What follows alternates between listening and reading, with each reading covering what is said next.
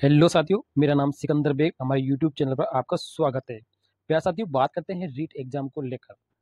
राजस्थान माध्यमिक शिक्षा बोर्ड अजमेर में कार्यरत है और यहाँ से एक जो रिपोर्टर है उन्होंने खबर ली है कि रीट 2024 की घोषणा तो हो चुकी है। यानी रीट 2024 का जो आयोजन है वो जनवरी के दूसरे पखवाड़े में करवाने का यहाँ पे निर्णय ले लिया गया है।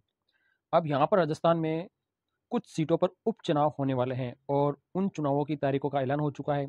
यानी तारीखों का ऐलान होने का मतलब है आदर्श आचार संहिता लग चुकी है।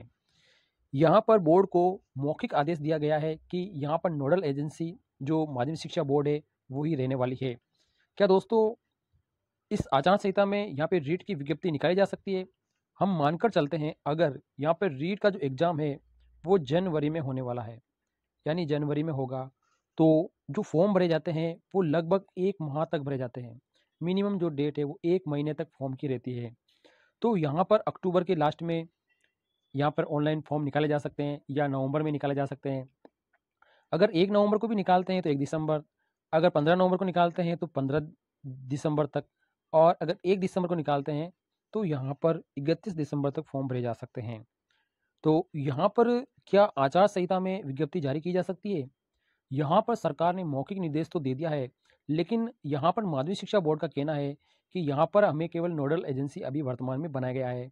मौखिक आदेश मिले हैं रीट 2024 के आयोजन को लेकर, लेकिन सरकार से स्पष्ट गाइडलाइन मिलने के बाद यहाँ पर रीट की विज्ञप्ति जारी की जा सकती है और यहाँ चुनाव आयोग से भी यहाँ पे इसकी परमिशन ली जाएगी। उसके बाद यहाँ पे रीट का आयोजन किया जाएगा।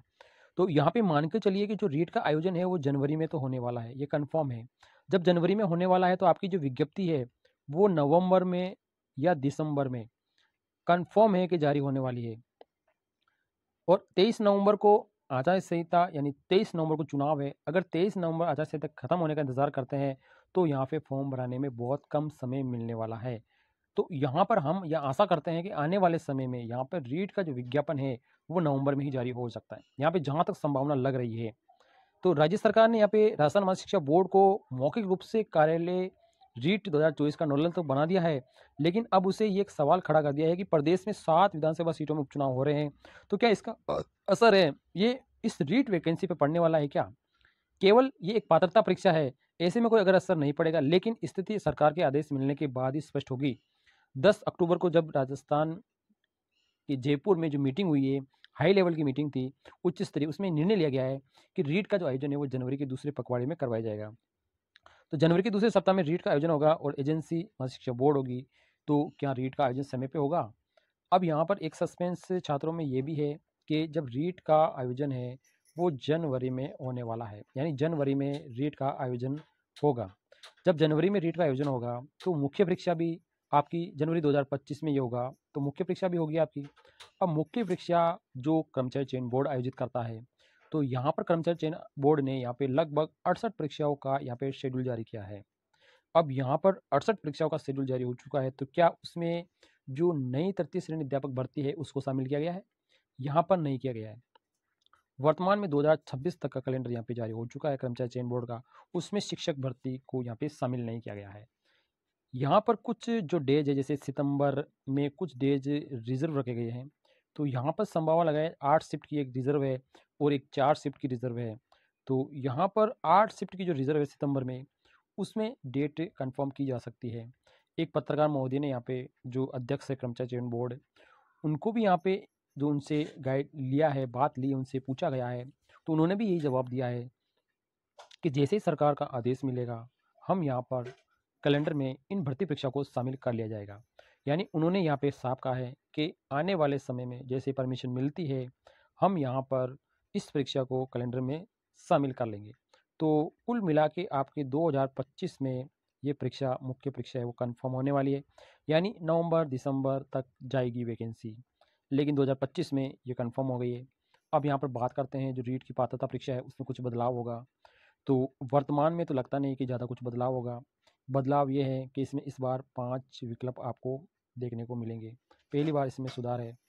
और यहाँ पर कहा गया है कि जो मिनिमम क्राइटेरिया है पासिंग मार्क्स का, पात्रता का, वो भी बदला जा सकता है। ये तो विज्ञापन आने के बाद पता लगेगा। वर्तमान में यहाँ पे जनरल कैटेगरी को 60% लाना होता है, ईडब्ल्यूएस को भी 60%, अदर कैटेगरी को यहाँ पे 55% अंक लाना होता है। क्या इसमें कमी की जा सकती है? टीएसपी एरिया के लिए 36% अंक लाने होते हैं, क्या इसमें बदलाव किया जा सकता है।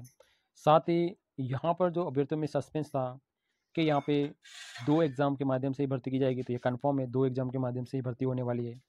अब रीट का जो आयोजन होगा उसमें कितने पर्सन आते हैं, ये भी एक अभ्यर्थियों की मांग होती है। तो हम यहाँ पे बताने चाहेंगे रीट लेवल 1 और 2 में यहाँ पे 150 पर्सन पूछे जाते हैं और प्रत्येक पर्सन है वो आपका 1 नंबर का रहता है, तो कुल आपके 150 नंबर यहाँ पे रहने वाले हैं। यानी आपको 150 पर्सन का 150 ही नंबर का पेपर होने वाला है। अब इसमें आपको मिनिमम यहाँ पे 90 नंबर लाना ज़रूरी है। अगर आप नंबर लेकर आ जाते हैं तो आप इसका पात्रता हासिल कर लेते हैं। अगर जनरल कैटेगरी, अदर कैटेगरी है तो आपको यहाँ पे 82 अंक लाना है, तभी आपको यहाँ पे 55% अंक यहाँ पे बनने वाले हैं। तो लेवल 1 और लेवल 2 दोनों के लिए सेम क्राइटेरिया 150% रहने वाले हैं। अब लेवल 1 की बात करते हैं कि लेवल 1 में कौन कौन से सब्जेक्ट पूछे जाते हैं। तो साइकोलॉजी के 30% होते हैं, जो भाषा होती है फर्स्ट उसके 30% होते हैं, भाषा सेकंड होती है उसके 30% होते हैं, उसके बाद में पर्यावरण के 30% होते हैं और यहाँ पर गणित के भी 30% रहते हैं। तो कुल मिला के यहाँ पे 150% रहते हैं और 150 नंबर के ये रहते हैं। ये लेवल 1 की बात है। लेवल 2 में भी सेम यही है, साइकोलॉजी, लैंग्वेज और ये आपकी सेकंड लैंग्वेज। अब यहाँ पर गणित विज्ञान के तो 60% गणित विज्ञान के आएंगे और अगर सोशल साइंस का है तो 60% सोशल साइंस के रहने वाले हैं। अगर भाषा का कोई अध्यापक है तो उन्हें सोशल साइंस ही लेना पड़ेगा, यानी जिसके बीएड में भाषा है, हिंदी है, इंग्लिश है, पंजाबी कुछ भी है तो उसको सोशल साइंस लेना होगा। और अगर यहाँ पे आपके पास साइंस है बीएससी तो आपको यहाँ पे गणित विज्ञान लेना होगा। ये इस तरह का सिलेबस है, आप निश्चिंत रहिए, रीट की पात्रता आप हासिल कर सकते हैं। अगर आप बीएड सेकेंड ईयर में हैं, यानी सेकेंड ईयर में अगर आप अध्ययनरत हैं तो आप आवेदन कर सकते हैं, रीट की पात्रता हासिल कर सकते हैं। अगर आप बीए बीएड जो होता है उसके अगर आप 4th ईयर में हैं तो भी आप इसकी पात्रता हासिल कर सकते हैं, या बीएसटीसी सेकेंड ईयर में हैं तो आप इसकी पात्रता हासिल कर सकते हैं। यहाँ पर जिन अभ्यर्थियों ने 2022 में फर्स्ट ईयर में होने के उपरांत अगर अगर जिन्होंने पात्रता हासिल की है तो उन्हें यहाँ पे दोबारा से फॉर्म भर के पात्रता हासिल करनी है। और अगर आप पहले से पात्र हैं, अगर अंकों में सुधार करना चाहें तो आप फिर से दोबारा फॉर्म भर सकते हैं। तो ये आपके लिए एक पात्रता हासिल करना है। ये वीडियो आपकी इन्फॉर्मेशन के लिए बनाया, अच्छा लगे तो लाइक शेयर करें। थैंक यू, धन्यवाद।